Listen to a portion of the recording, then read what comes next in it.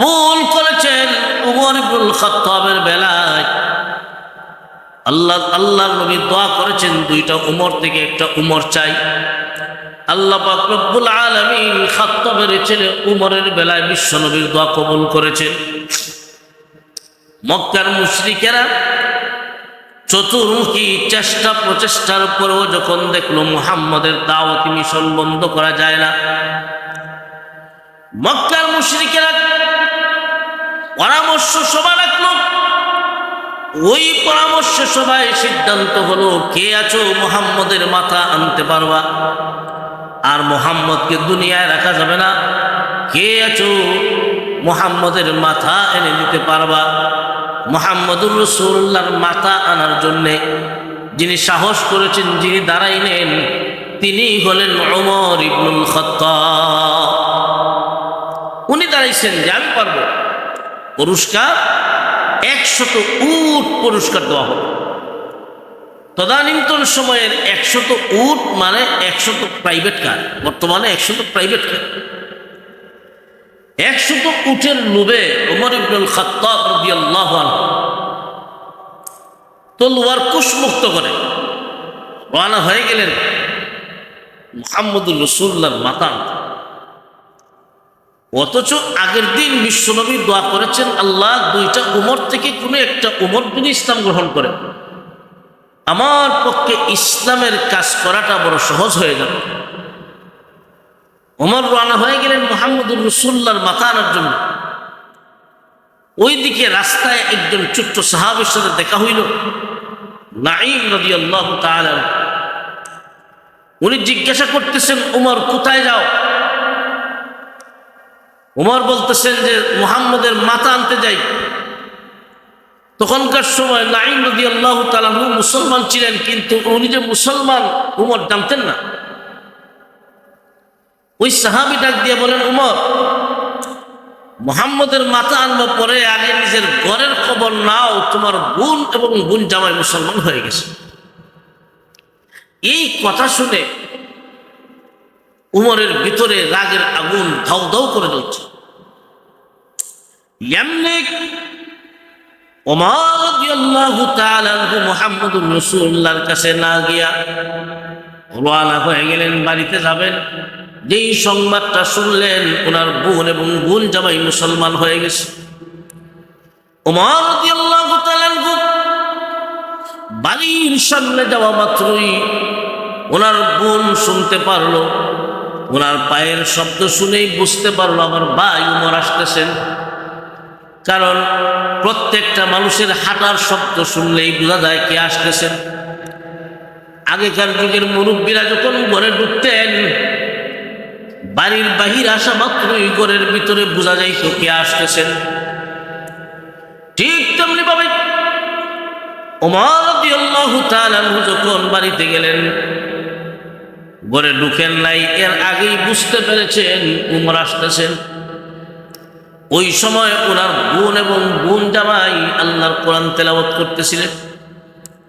যেই মাত্র বুঝতে পারলেন উমর আসতেছেন, সাথে সাথে আল্লাহর কোরআনের এই পাতাগুলা, যেই কাগজের টুকরা যার মধ্যে লেখা ছিল, এইগুলা এই কফিগুলা ওনারা লুকায় রাখছেন।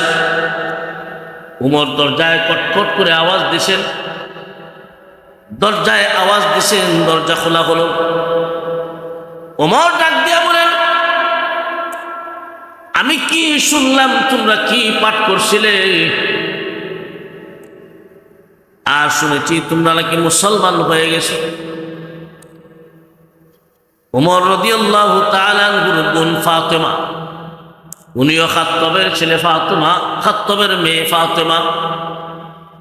উনি বলেন, হ্যাঁ যা শুনেছেন সত্যি শুনেছেন, আমরা ঈমান গ্রহণ করেছি, মুসলমান হয়ে গেছি।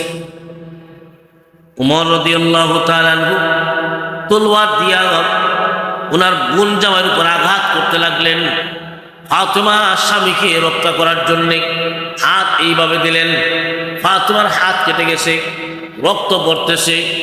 এমনি ফাতেমা ওমরের বোন ফাতেমা ডাক দিয়ে বলেন যে ভাই, আপনি যেমন খাত্তাবের ছেলে উমর, আমিও খাত্তাবের মেয়ে ফাতেমা। শুনেন, ঘোষণা দিলাম, যেই ঈমান গ্রহণ করেছি, মারতে পারেন, শহীদ হতে পারি, মরতে পারি, 1000 বার মারেন, অসুবিধা নাই। যেই ঈমান গ্রহণ করে নিয়েছি, একটা মুহূর্তের জন্যও ঈমান ছাড়তে পারি না। এই কথা শোনার পরে উমর রাদিয়াল্লাহু তাআলা আনহু দিলে একটা প্রভাব ফেলল যে আমার বোন এইভাবে বলতেছে। উমরের দিলের প্রভাবে উমর বলতেছেন, ঠিক আছে, আমি একটু শুনি, তোমরা যা তিলাওয়াত করছিলে আমাকে একটু শোনাও।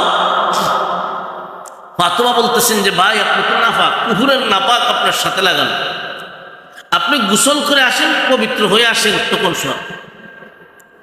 গোসল করলেন, পবিত্র হইলেন।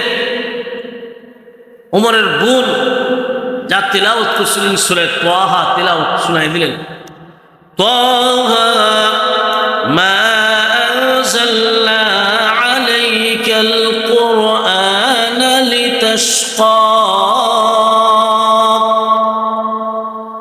সূরা তাহা যখন শুরু করেছেন, আর উমর রাদিয়াল্লাহু তাআলা নিচের দিকে মাথা দিয়া এইভাবে উনি দাঁড়িয়ে আছেন, চোখ থেকে পানি ছেড়ে পড়তেছে, পানি ছেড়ে ছেড়ে কান্দে, আর ওই দিকে তেলাওয়াত করতেছেন। তেলাওয়াত যখন শেষ হলো, উমর ডাক দিয়া বলেন, এ বোন, আমিও যাব মুহাম্মদুর রাসূলুল্লাহর কাছে, আমিও যাব। উমর রাদিয়াল্লাহু তাআলা তলোয়ার হাতে নিয়ে তলোয়ার কুশ মুক্ত করে রওনা হয়ে গেলেন। আল্লাহর নবী সাহাবীদেরকে নিয়ে যেই জায়গাতে দ্বীনের তালিম দিতেন, গুহনে গুহনে, উমর যখন রওনা হয়ে গেলেন, নবীজির চাচা হামজা রাদিয়াল্লাহু তাআলা আনহু তখন মুসলমান। উনি উমরের যাওয়াটা দেখলেন, এমনি বিশ্ব নবীর কাছে বলেন, ইয়া রাসূলুল্লাহ, উমর আসতেছে। সাহাবায়ে কেরাম ওনারাও বলতেছেন, উমর তো আসতেছে। আল্লাহর নবী বলেন, সাহাবীরা, উমরকে আসতে দাও, যদি ভালোর জন্য আইসা থাকে তার জন্যই ভালো, আর যদি উদ্দেশ্য ভালো না হয়, খারাপ উদ্দেশ্য হয়, তার তলোয়ার দ্বারা তাকে দ্বিখণ্ডিত করা হবে।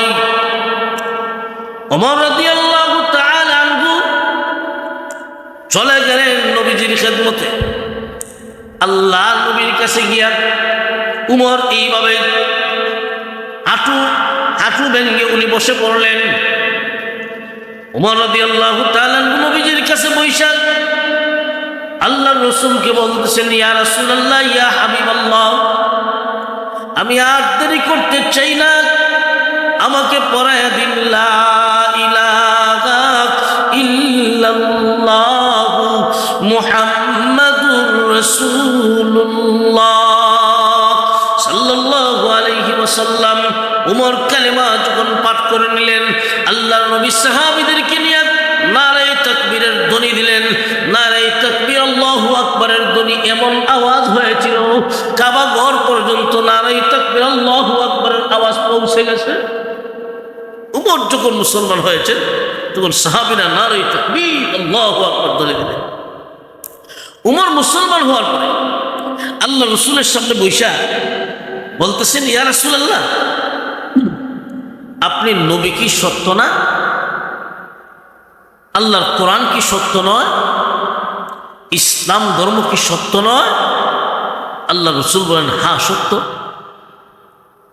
উমর তখন দ্ব্যর্থহীন ভাষায় বলেছিলেন, ইয়া রাসূলুল্লাহ, আপনি নবী যদি সত্য হন, আল্লাহর কোরআন যদি সত্য হয়, ইসলাম যদি সত্য ধর্ম হয়, তাহলে লুকায় লুকায় কেন? চলুন প্রকাশ্যে কাবা ঘরের সামনে দাঁড়াইয়া নামাজ আদায় করব। বললেন সুবহানাল্লাহ। এতদিন পর্যন্ত যিনারা মুসলমান ছিলেন, ওনারা ইবাদত বন্দেগী করতেন লুকায়া লুকায়া।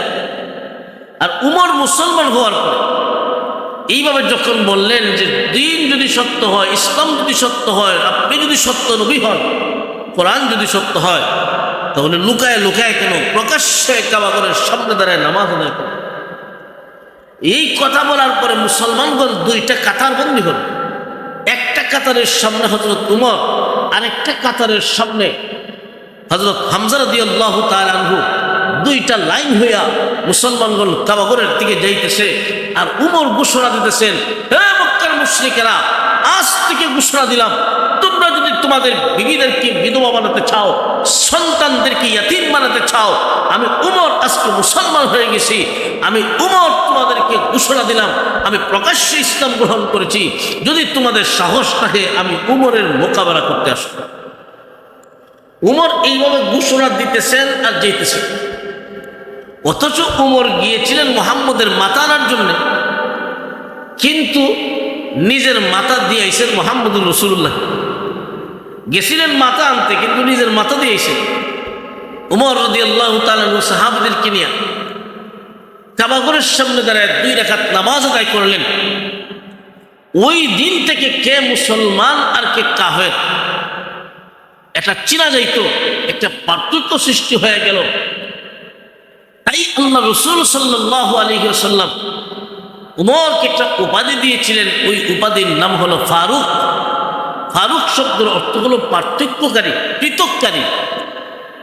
কুফর ও ইসলামের মাঝে যিনি পার্থক্য সৃষ্টি করেছেন তিনি হলেন উমর রাদিয়াল্লাহু তাআলা।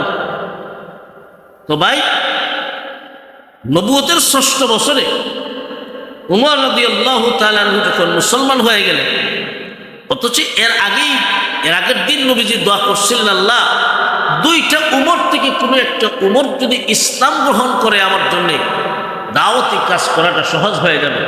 একজন উমর হলেন খাত্তাবের ছেলে উমর, আরেকজন হলেন হিশামের ছেলে উমর। আবু জাহেলের নাম ছিল উমর, কিন্তু তার বুদ্ধি বেশি, যার কারণে তার উপাধি ছিল আবুল হেকম, বুদ্ধির বাপ। বুদ্ধির বাপ।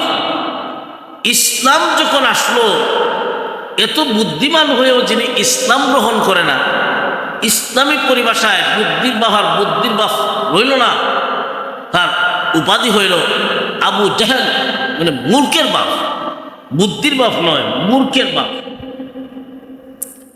তো ভাই, আল্লাহ পাক রব্বুল আলামিন ইসলামের ছায়াতলে আনলেন খাত্তাবের ছেলে উমরকে। উমর কেমন মানুষ, আল্লাহু আকবার!